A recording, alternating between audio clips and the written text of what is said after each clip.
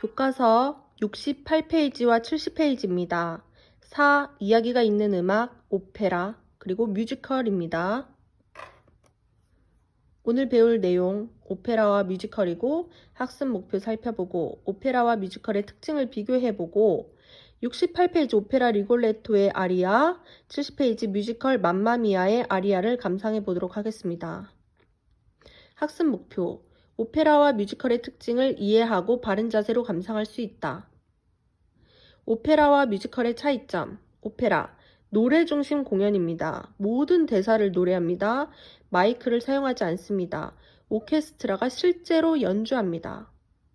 뮤지컬은 연극 형식의 공연으로 음악 없이 대사하는 부분도 있고 음악, 노래와 춤을 추는 부분도 있습니다. 즉, 모든 대사를 노래하지는 않고 말로 하기도 한다는 것입니다. 마이크를 사용하고 오케스트라가 실제로 연주하기도 하지만 녹음된 연주를 반주하기도 합니다. 68페이지 오페라 리골레토 줄거리 살펴보도록 하겠습니다. 리골레토는 한 아버지의 비극을 그린 작품으로 배경은 이탈리아입니다. 꼽추 광대인 리골레토는 바람둥이 만토바 공장 밑에서 여자를 소개시켜주며 신임을 얻습니다. 리골레토에게는 아름다운 딸이 있었는데 만토바 공작의 눈에 띄지 않게 숨기며 키워왔습니다. 그러나 만토바 공장은 리골레토의 딸 질다를 보게 되고 그녀를 유혹하기 위해서 학생으로 변장을 합니다. 질다는 학생 분장을 한 공작과 사랑에 빠집니다.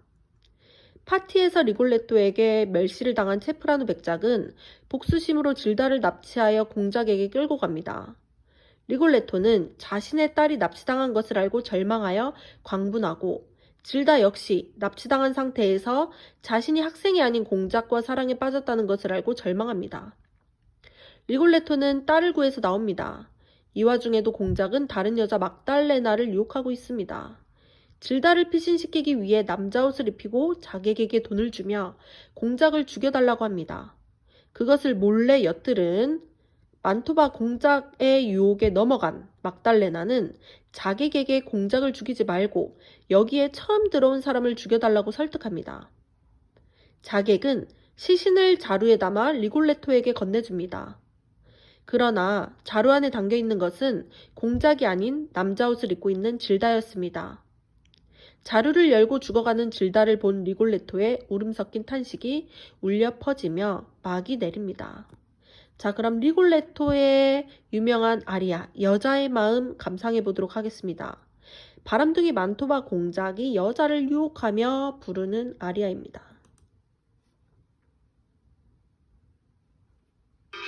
굉장히 못된 역할인 거예요. 하지만 저는 만토바 공작을 맡았으니까 저는 못됐다는 생각을 안 할 거예요. 왜냐하면 제가 매력이 있으니까요. 역할이 그렇습니다. 역할이. 제 무기인데요. 연합 불렀죠. 누군가 생기면 주 무기가 되죠.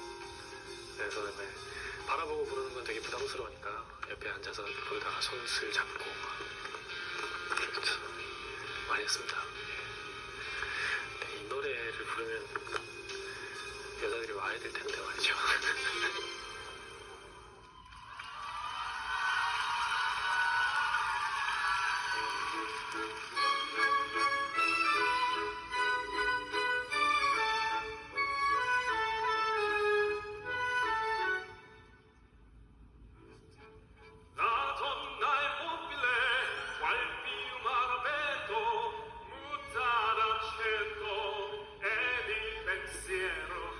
Sempre una amabile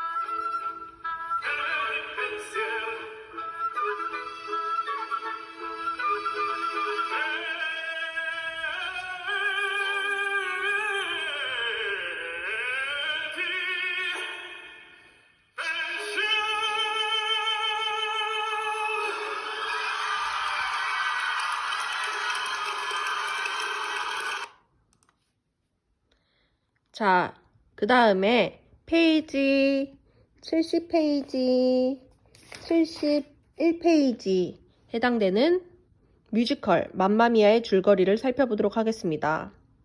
엄마의 사랑을 듬뿍 받으며 자란 소피, 작은 모텔을 운영하는 엄마 도나, 둘은 그리스 지중해의 외딴 섬에 살고 있었습니다.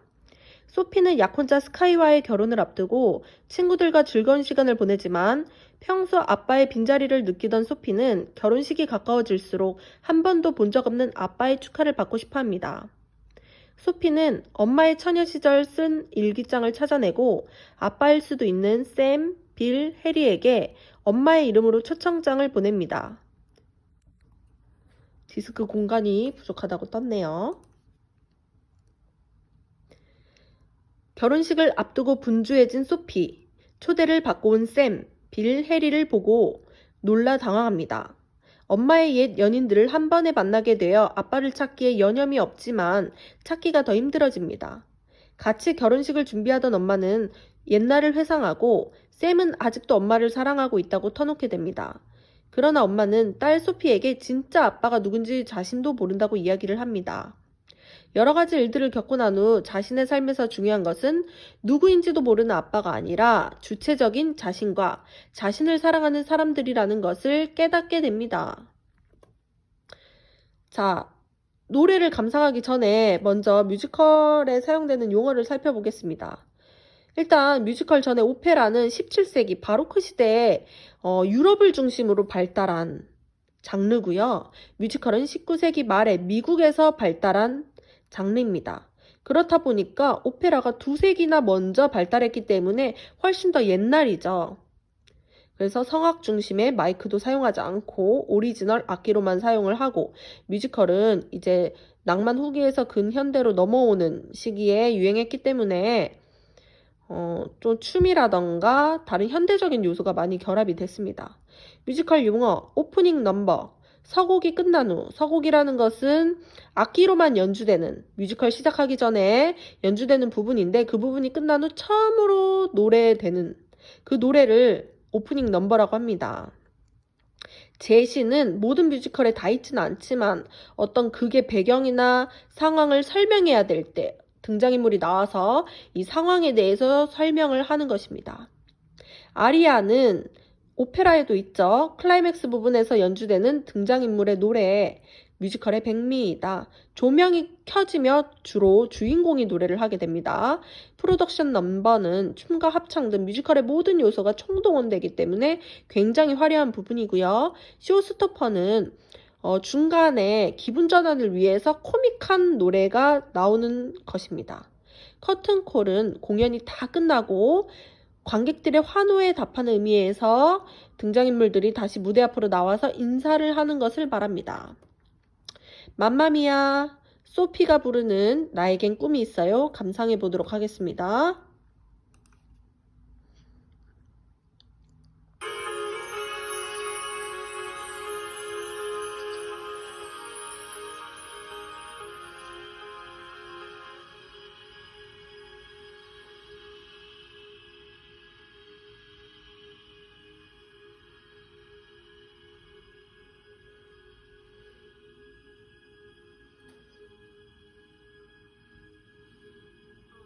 어려운 일 닥쳐와도 난 이겨낼 꿈이 있어. 꼭 해야 할 일이 만약 있다면 실패한다 해도 해보는 거야. 샘, 카마이클, 빌, 오스틴, 그리고 해리 브라이트.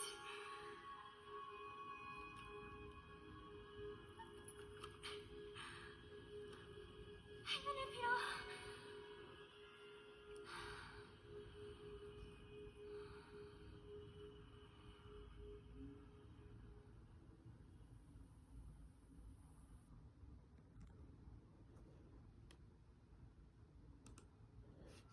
자, 학습 점검해 보도록 하겠습니다. 1번, 오페라와 뮤지컬은 각각 언제 어디서 발생했나요? 오페라는 17세기 유럽 중심으로, 뮤지컬은 19세기 말에 미국 중심으로 발생했습니다.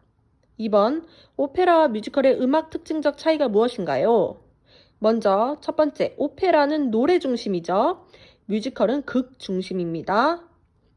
또 오페라는 모든 대사를 노래하지만 뮤지컬은 모든 대사를 노래하지는 않고 말로 하는 부분도 있고 노래로 하는 부분도 있습니다.